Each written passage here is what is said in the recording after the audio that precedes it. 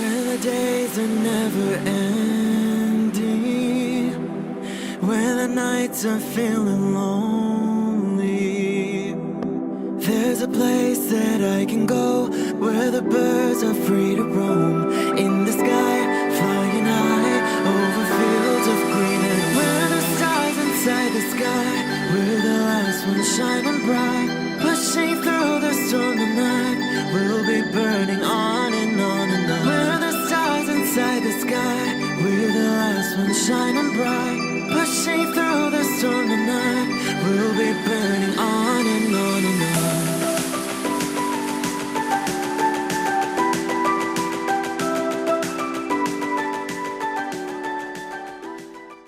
Hello Pisces, this is Inspire 2016 with your weekly tarot reading for the week commencing the 12th of December until the 18th of December 2016.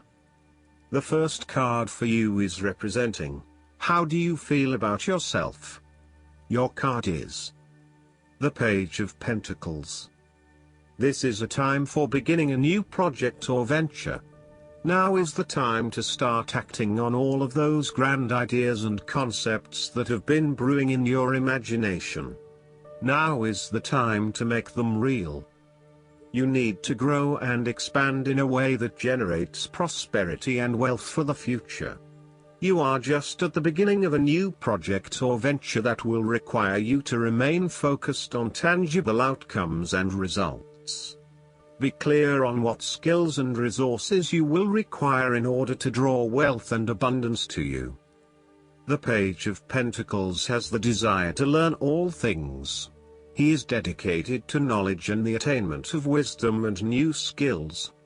He is devoted to all in which he is engaged, and he has great concentration in his interests and pursuits. Thus, the appearance of this card suggests that success will come to you after you have mastered new skills and have set your mind to achieving specific, tangible goals. You may need to consider further study, expanding your skill sets at work, or learning completely new ways of doing things. Do not be afraid to be the apprentice again, even if you are a master of another domain. Think of those 70-year-olds who enthusiastically start a university degree. The more skills you bring to your portfolio, the more goals and dreams you can achieve. Sometimes, the Page of Pentacles can represent a young person who has an entrepreneurial spirit. This person may be eager to attain wealth by pursuing a new business idea, by learning new skills, or by applying themselves to a new situation.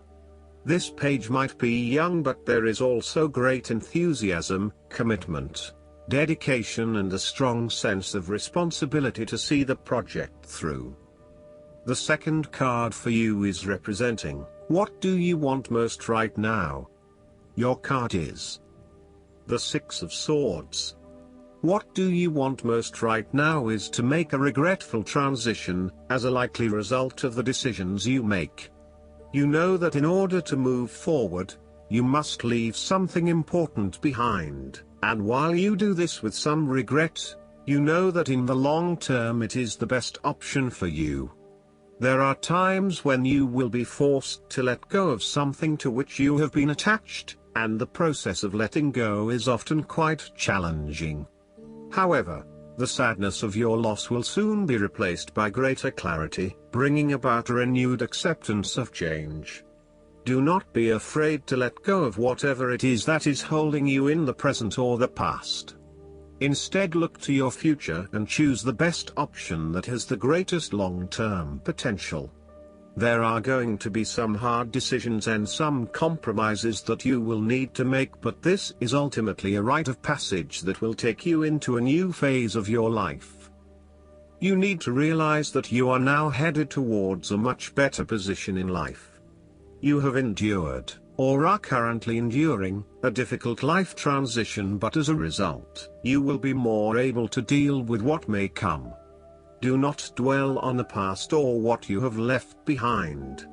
Instead, use this as an opportunity for changing your beliefs about yourself, moving away from whom you used to be and towards whom you really want to be. Sometimes the only way to solve life's problems is to leave them behind you and go somewhere new to start over. While it may feel as though you are giving up or being a coward, escape is often the only approach left when all others have failed. The important thing now is that you chart a new course that will lead to greater happiness and joy. The Six of Swords also shows the need to draw upon a state of mental clarity, logic and objectivity in order to examine where you have been and where you are going. This mental clarity will also serve to smooth the way ahead, and make the passage from negative to positive as peaceful as possible. You can use your intuition to guide you through easy situations and call upon your impartial and analytical nature when it is needed for a more complex decision. The third card for you is representing your fears. Your card is the Three of Wands. You are afraid of some unexpected delays and creative blockages to your path. There is disappointment and frustration, and a general feeling that you may have just wasted your time by even starting on this journey. What you may not realize, however, is that these setbacks are in fact an important part of your bigger life journey and will have contributed to your personal development anyway. You may also be struggling to put your plans into action, and you are now feeling worried that you have gotten in over your head and tasks appear overwhelming. You may have had a lack of foresight and were unable to detect the challenges as they arose, or you may have been unrealistic about the risks associated with your plans. Break down your plans into smaller tasks to make them more manageable and more realistic. Conduct a risk assessment ahead of time to understand what challenges you may potentially face, and then create mitigation plans to avoid or minimize those risks. This card may also indicate a lack of cooperation, wasted efforts, delays, or bad luck or obstacles from outside in commercial ventures. You may be dealing with a business partner or another business that is only out for their own material gain, and as such, you are at risk of being betrayed in your business pursuits. You may also find that there are shipping delays or product manufacturing delays, particularly if you rely on an overseas source as part of your business. You know that you need to be open to receiving help, but you are also concerned about others exploiting you for their own gain. In terms of your relationship, there is a fundamental issue of not being able to pursue your longer-term goals together. Your partner may want to travel or to expand their horizons by moving interstate or internationally, but you may be reluctant to do so, putting an obstacle in your partner's course. This is becoming a major issue for the relationship. For the relationship to work in the long term, you need to work this out together and come to a compromise. The fourth card for you is representing what is going for you. Your card is the Three of Pentacles. Ultimately, you will experience prosperity and success in your goals only if you continue to work toward the fulfillment of your dreams and do not allow disillusionment to dampen your enthusiasm. You need to do work that is satisfying to you and that you can be truly proud of. What new beginnings are you experiencing in the material realm? Is there some project or creative venture you have been putting off because of fear of failure? The Three of Pentacles indicates that dreams can be made real with persistence, determination, and effort. The Three of Pentacles may also suggest that you need help to complete your work and can draw on the knowledge and experience of others. It may be beneficial to share your work with a partner, but only if they are as conscientious as you. At the core of the Three of Pentacles is the notion of teamwork and collaboration. In the card, we see a young mason working hard on building part of the cathedral. The two monks enter, with their worldly knowledge and spiritual understanding, to bring a new perspective to the mason's work. Even though their backgrounds, experience levels and knowledge is very different, they are able to come together to share their expertise in a way that creates synergy and improved results. There is no us and them or any sense of superiority.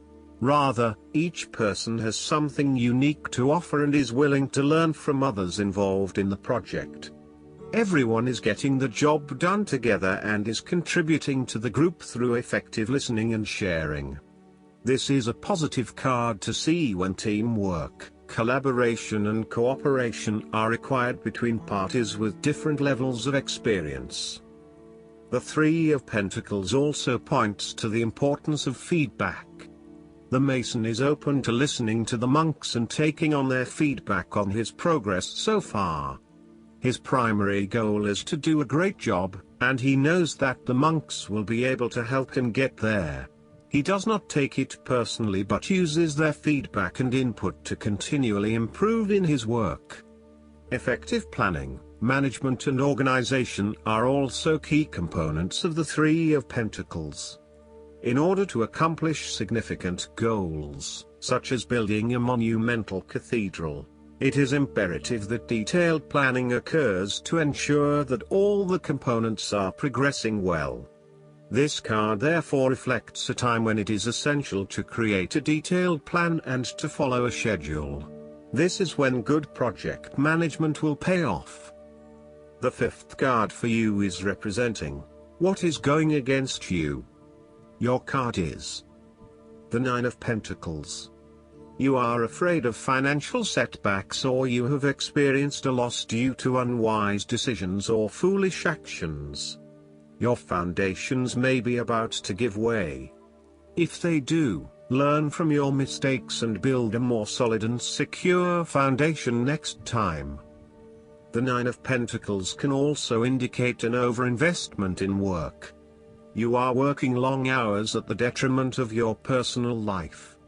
This is a good time to return to a natural setting, for example a forest, beach, mountain or lake, to restore your energies and rejuvenate yourself.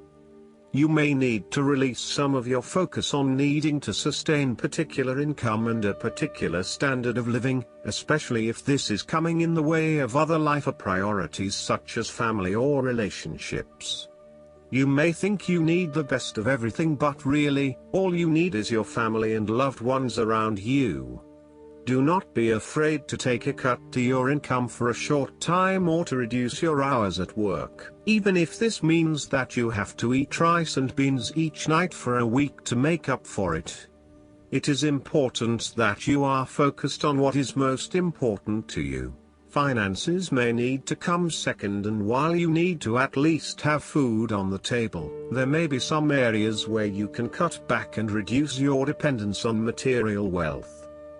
You want to be able to lead a luxurious life, but there is something getting in the way. For example, part of you knows you deserve a beautiful home, but another part of you doubts yourself and whether or not you can truly afford it, or whether you are going too far and splurging. You want to be surrounded by beauty, but you also do not want to be dependent on material possessions for your satisfaction and fulfillment. You do not want to be seen as spending your money frivolously, and so you are reluctant to invest in luxury. The last card for you is representing the likely outcome that you may have. Your card is the Queen of Swords. You will meet a female significant figure who is most likely from the air sign, who is stern and composed, and without much feeling. If you are single, she might be someone that you're looking forward to be your partner. On the other hand, this card also represents the intellect's ability to judge and discern impartially, without the influence of emotion or sentimentality. She likes to know the how, what, why, where, when and who of everything to help her make sense of her environment and to better understand others. It is not that she does not care about others, but she connects to other people through an intellectual understanding rather than an emotional understanding. The Queen of Swords is a sign that you need to be independent in thought and in judgment. You must use your unbiased intelligence in order to make a judgment of a particular situation, drawing upon every piece of information and fact that you have gathered along the way.